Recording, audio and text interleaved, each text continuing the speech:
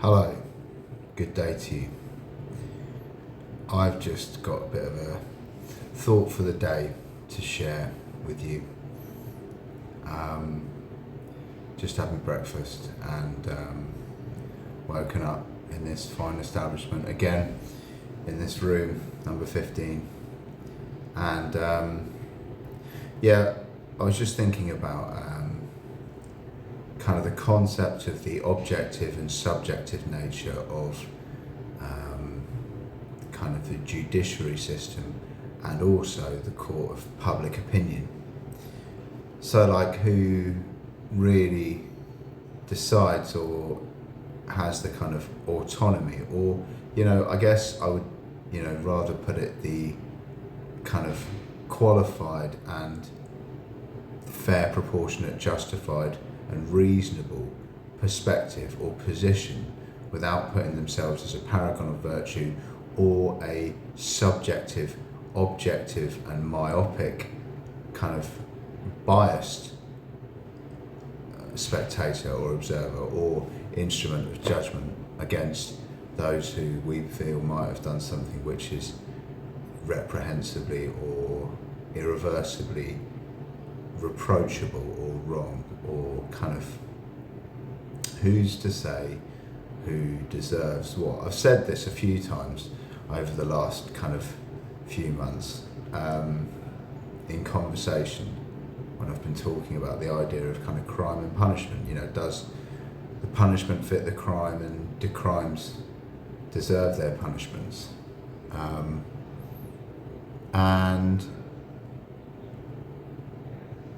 yeah, I've often used the metaphor of ecstasy tablets.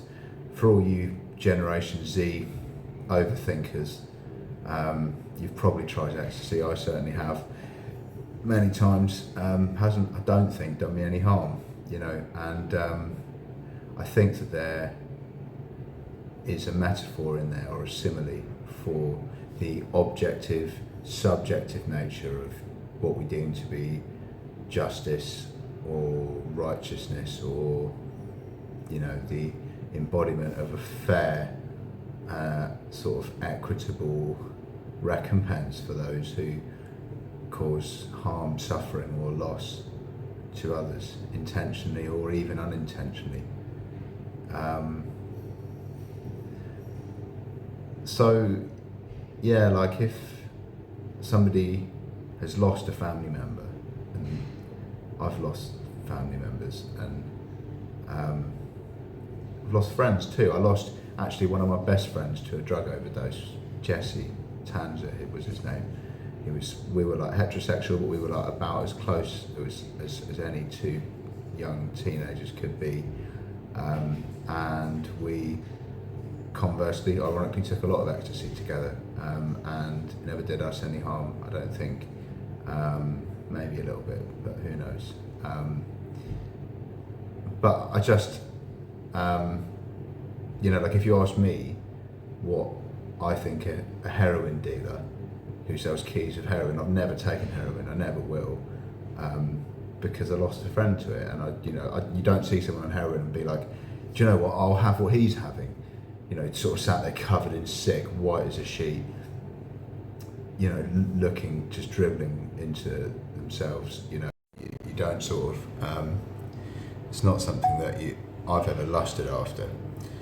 I'm sure it can be used safely. I'm sure Tom Cruise could smoke a joint of brown, once a week, and as long as you don't have to sell your body for it, it's like, it'd probably be fine. I'm sure it can be used safely and responsibly, like all drugs. Professor David Nutt, the special advisor on the drugs issue to the British government, was famously sacked after saying that he thought that ecstasy and cocaine and cannabis were proportionally no more dangerous than alcohol, and they could be taxed and regulated and sold safely in the UK without any problems. But I digress. He just got fired for saying that, and probably that's to do with the lobbying industry of the narcotics trade. But much like I have a very dim view of heroin and its trade and its use, if you ask somebody, there are people who've died from taking this single ecstasy tablet. and it's very, very, very rare.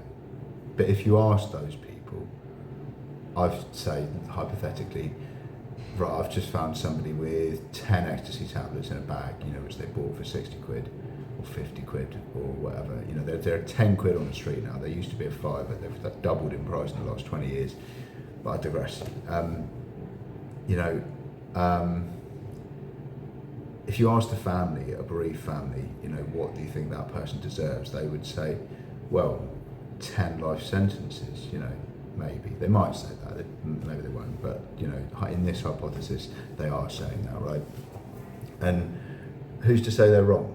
Who's to say that, it would be tactless, disingenuous, unsympathetic, and utterly inappropriate to say to a family, well, I think, who are saying, I think these are deadly, and I think that they should be, treated as instruments of death. But if you asked an ecstasy dealer who said, look, I know because I've supplied most of the ecstasy that's been, bought and sold in the UK since 1992, that at least 800,000 people, like 700,000 people have taken ecstasy tablets every weekend in the UK for the last 50 years or 30 years or 40 years or whatever. Do you know what I mean? And about 50 people or 100 people have died. I don't know those figures, I'm pulling those out of my arse, but I'm just saying, it's something like that from what I got off the top of my head. And it's kind of like, you've got sort of two ends of this kind of objective subjective spectrum, where you could say ecstasy is one of the safest drugs you can take, and it is, basically, it is totally safe, but proportionately there's this kind of subjective, objective, personal view on crime and punishment, and where we stand on the idea of that equanimitable, don't know if that's even a word, kind of void and chasm between what's reproachable and wrong, intentionally designed to cause harm and distress, death and damage and loss to another sentient human being, or what isn't, and what is maybe because of our own lived experience, our own views, but not maybe the views of a proportionate and rational, fair, holistic, whole evaluation of a situation. So yeah, if you 10 pills, what if you got caught with 10 E's? Like, most people have taken E's. If you haven't, then you probably would. Like I would, drugs advisors go into schools and they say to people, all drugs are bad, you mustn't take drugs. People go out and they take an ecstasy tablet and they have the best night of their life, and they feel a bit tired the next day, but after that they go, do you know what, that was brilliant. I had a great night dancing and chatting with my friends, I had great sex with my partner afterwards, and I feel fine now, and it didn't cost me any, I haven't wasted my money or robbed my nan or kind of tried to murder anybody or sold all my phones and laptops at crack converters, and so then they said I smoked a joint too, and I sniffed a line of coke, and the line of coke didn't seem to do me too much harm either. I just had a great conversation about geopolitics and the music industry and the screenplay I'm going to write. I rubbed my thighs and talked about my best memories. I just posted a quote on the internet by Martin Luther King. It said, if you're in the right, you can't be too radical. But if you're in the wrong, you can't be too conservative. And I guess what I'm saying is, no one's really in a position, probably, we've all got lived experience of personal bias.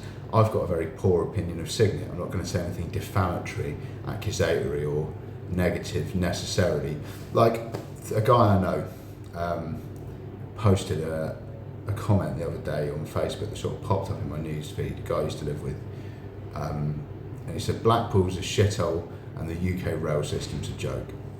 And like on the one hand, that is kind of true. Blackpool probably has got some pretty rough areas where urban decline and kind of like social decay, people living through the cost of living crisis, again, probably, ironically, using drugs and, selling drugs, selling their body for drugs. Most people get into the sex trafficking industry to fund their drug habit, or they end up with a drug habit because they've started working in the sex industry, and the two are inexorably linked, much like knife and gun crime is linked to the illegal nature of drugs. Cocaine costs less to produce per kilo, I've heard, than raw cane sugar. It's shouldn't actually cost more than corn or rice or wheat or potatoes or any other cheap agricultural product that's easy to refine. Refining raw cane sugar is quite complex. It's making it into white Taintanol sugar.